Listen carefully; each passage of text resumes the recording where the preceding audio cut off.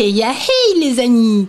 Comme certains d'entre vous le savent déjà, j'ai passé quelques années de ma vie à lire des histoires dans une bibliothèque d'école. Pendant que j'illustrais l'histoire du drôle de zèbre, j'ai eu envie de renouer avec ces sensations uniques.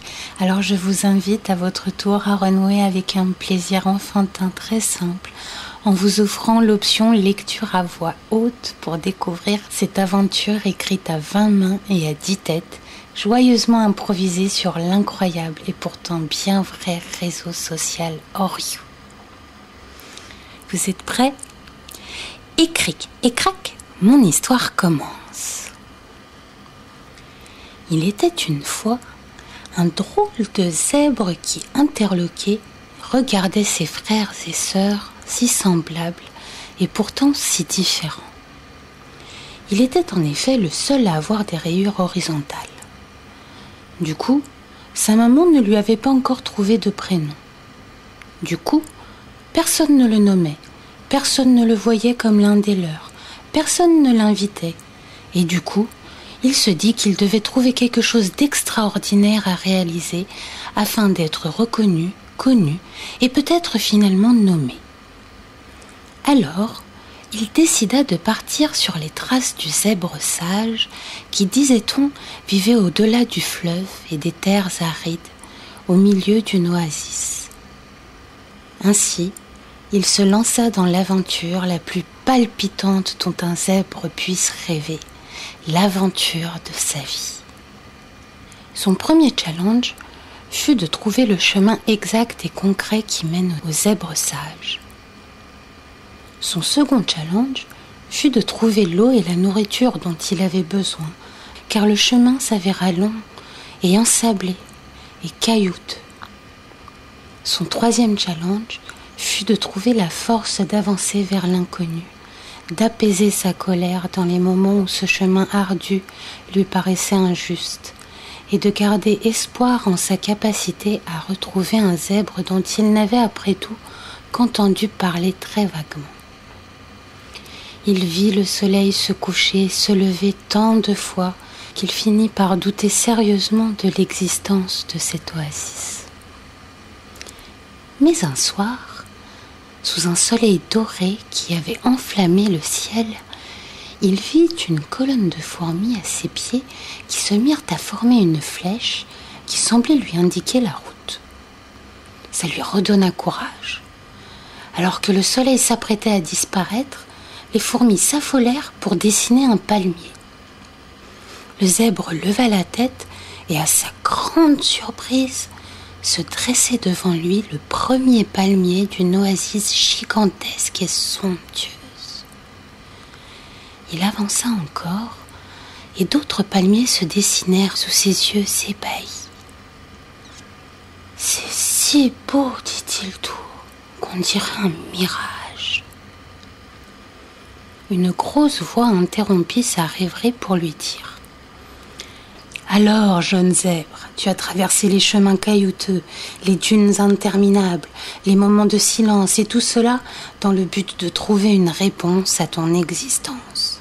Eh bien parle, car tu as devant toi celui dont on vante la sagesse qui voit au-delà des montagnes. » Comprenant qu'il avait face à lui le zèbre sage, il piétina doucement, intimidé, fixant le sage. Puis se demanda s'il avait affaire à un zèbre ou à un singe, tant ce sage reproduisait tous ses mouvements. Il souriait, le sage souriait. Il respirait, le sage respirait. Il trébuchait, le sage trébuchait. Même leurs rayures étaient identiques, toutes posées à l'horizontale. Et c'est bien son nez contre un miroir que le jeune zèbre termina son approche. Mais que dire alors? Et d'abord, d'où vient donc cette voix? Sur la défensive, il se cabra tout en se remémorant le pourquoi de ce long voyage. Il s'immobilisa soudain face à son reflet tout blanc dressé sur ses postérieurs et se mit alors à chercher ses fichues lignes horizontales qui venaient de disparaître comme par magie. La voix grave lui souffla un rien taquine. « Tu veux comprendre? Regarde. » Le miroir, qui jusque-là semblait solide, se liquéfia, miroita tel un mirage. Les lignes réapparurent, horizontales, puis disparurent, laissant cette fois son reflet entièrement noir. Puis revinrent encore, verticales, et enfin se couvrirent des couleurs du soleil couchant. Éberlué, le drôle de zèbre commença à ressentir une peur indescriptible et se fâcha. « Mais qui es-tu? D'où me parles-tu? Et qu'as-tu fait à mes belles rayures ?» Le jeune zèbre tournoyait tout autour de lui-même, cherchant d'où venait la voix, tant il était confus. Soudain, la voix grave reprit tout doucement, comme pour souligner chacun de ses mots. « N'aie pas peur, jeune zèbre, c'est moi, le sage. Je suis partout et nulle part, et ce que tu vois n'est que le début, car ici, tu es arrivé au centre du savoir, là où les vœux les plus profonds et sincères sont exaucés, là où le courage et la persévérance des bons sont récompensés. Cependant, je vais te donner 3 épreuves. Si tu y réussis convenablement, tu me demanderas tout ce que tu veux et je te le donnerai. » Ce n'est pas tellement fait pour me rassurer, pensa le drôle de zèbre. J'aime pas vraiment les contrôles surprises. Il se croyait à l'abri de ses pensées, mais la voix grave retentit à nouveau, rigola, puis dit doucement. Il ne s'agit pas de ce genre d'épreuve. Rassure-toi. Mes preuves ne sont pas faites pour te mesurer, mais pour te révéler ce qui t'est caché. Tu es prêt? Oui, balbutia le jeune zèbre timidement, mais convaincu que c'était la bonne décision à prendre. Après tout, c'était pour cela qu'il était venu, et il n'avait plus rien à perdre. Il avait assez enduré d'humiliation, d'exclusion et de mépris de ses semblables. Il fallait qu'il en finisse maintenant ou jamais. Ainsi, il dressa fièrement sa tête, ce qui mit en valeur sa crinière, et dans ses yeux brilla une vaillance inestimable. On aurait dit un soldat au front.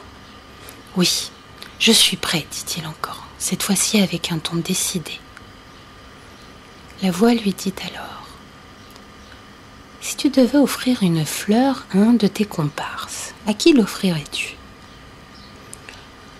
Le drôle de zèbre était sacrément embêté par cette question. Rien n'est plus ressemblant à un zèbre qu'un autre zèbre. Il souffla, prêt à râler, mais se ressaisit et se mit à réfléchir calmement.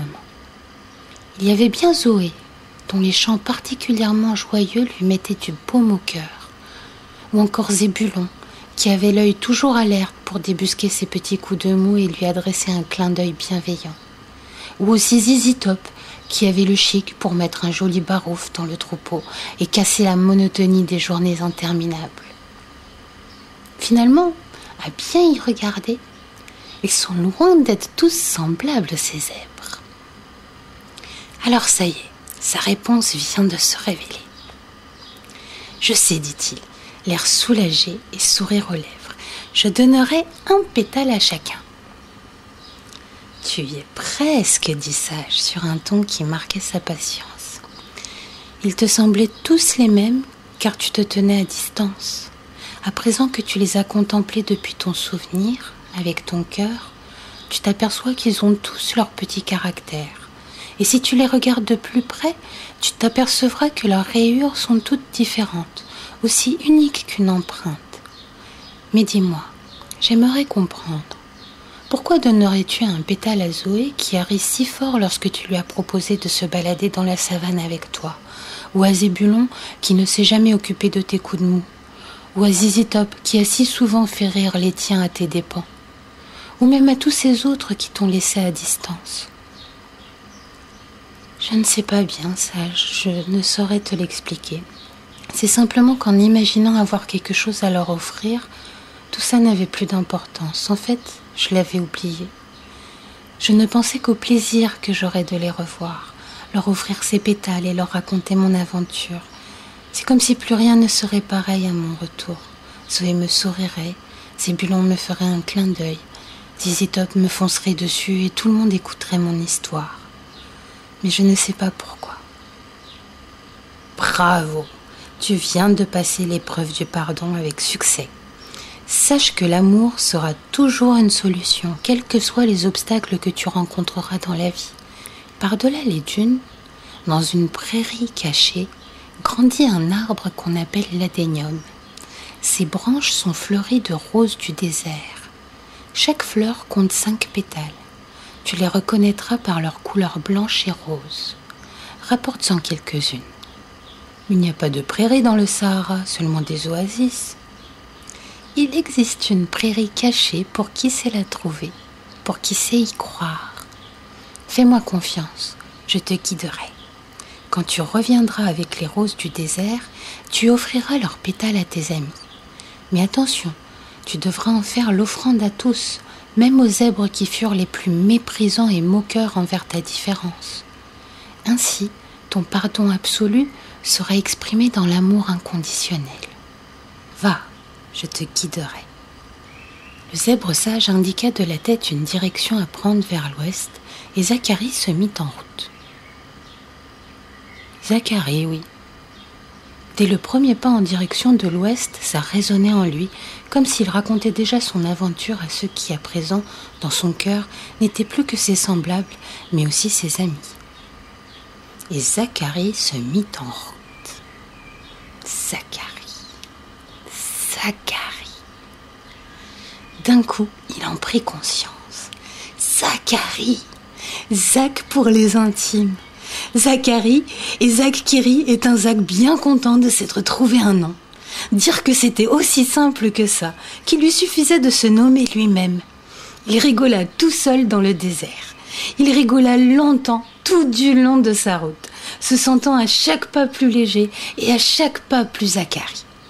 Il rigola avec un scorpion, il rigola avec un serpent, il rigola beaucoup avec un bousier. Et il rigola à chaque oasis où il s'abreuva en contemplant ses rayures dans les reflets de l'eau et en chantonnant « Zacharie, Zacharie, Zacharie, riri ». Il rigola si fort qu'une nouvelle magie opéra. Sur un écran imaginaire qui ressemblait étrangement au miroir dans lequel il vit Sage la première fois, il se vit rigoler avec un bédouin qui aurait collé des propulseurs à son dromadaire pour essayer de voler. Et comme par magie, plus loin, mais à portée de son regard, un bédouin apparut, affairé autour de son dromadaire. Il était bel et bien en train de lui installer des propulseurs. Et dès l'instant où il se propulsa sur son dromadaire, Zacharie repensa à ce qu'il cherchait là. Il ferma les yeux, s'imaginait trouver la rose du désert et rigola fort en voyant sur l'écran de ses yeux fermés se former la tête des zigotos à qui il allait en offrir un pétale. Et comme par magie, lorsqu'il ouvrit les yeux, là, droit devant lui, une incroyable prairie apparut, et il y vit resplendir un adénium magnifique, couvert de fleurs roses et blanches. Bouche ouverte, il cessa de rire d'un coup. Il contempla cet arbre des heures sans doute, émerveillé comme un gosse de bédouin, comme si l'arbre lui racontait des histoires. Il choisit quelques roses et ne put s'empêcher de les porter à son cœur. Un rire de plaisir le parcourra et il vit alors apparaître Sage, le vieux zèbre fait comme à son image. « J'ai jamais autant ri de ma vie, Sage, » lui dit Zacharie. « C'est que tu as été bien guidé, sourit Sage. Tu as réussi ta seconde épreuve et trouvé ce lieu magique en découvrant le pouvoir de tes rires et de ta joie. À présent, Zach, puisque nous sommes intimes, toi et moi, quand tu auras offert ces pétales, retrouve ta maman. Découvre alors l'amour inconditionnel des femmes qui, elles seules, ont le pouvoir. À toi de deviner lequel. » Profondément intrigué, Zacharie reprit sa route au galop et ne la vit pas défiler tant il pensait fort à sa maman. De son côté, sans trop savoir vers où ni pourquoi, sa maman eut une soudaine envie de galoper aussi. Elle suivit son envie avec cette seule pensée en tête qui était pour son enfant. À une bonne distance de leur savane, leurs chemins de course se croisèrent et ils se reconnurent de loin, triplant leur galop de joie de se retrouver. « Maman, mais comment tu as su? Comment m'as-tu trouvé ?»« Je ne sais pas, petit. Je pensais à toi, j'ai eu envie de galoper, je l'ai fait et te voilà. » Ils se posèrent un moment, reprirent leur souffle et discutèrent. La maman de Zach se sentait fière et heureuse d'écouter son fils, qui à présent s'était trouvé un nom. Au moment de sa naissance, elle le trouva si beau, si unique, si spécial, qu'il prit le risque de ne pas lui donner de nom, afin de connaître son nom véritable, celui qui irait parfaitement au magnifique zèbre qu'il était et qu'il leur fallait découvrir. Zach comprit alors ce pouvoir des femmes dont Sage voulait qu'ils prennent conscience. Les femmes étaient capables de nouer ou de dénouer les ailes de ceux qu'elles aimaient. C'était un pouvoir si complexe qu'il leur fallut des générations et des générations pour s'en servir à bon escient. Un pouvoir intimement lié à l'amour inconditionnel. Et la mère de Zacharie était une pionnière. Elle avait pris tous les risques et enduré les jugements des mères pour offrir à son enfant la liberté d'être qui il est, afin de pouvoir l'admirer tel quel et non comme elle l'aurait formé. Et en cet instant, elle sut qu'elle avait bien fait, car elle admirait Zacharie plus que tout autre zèbre de sa connaissance.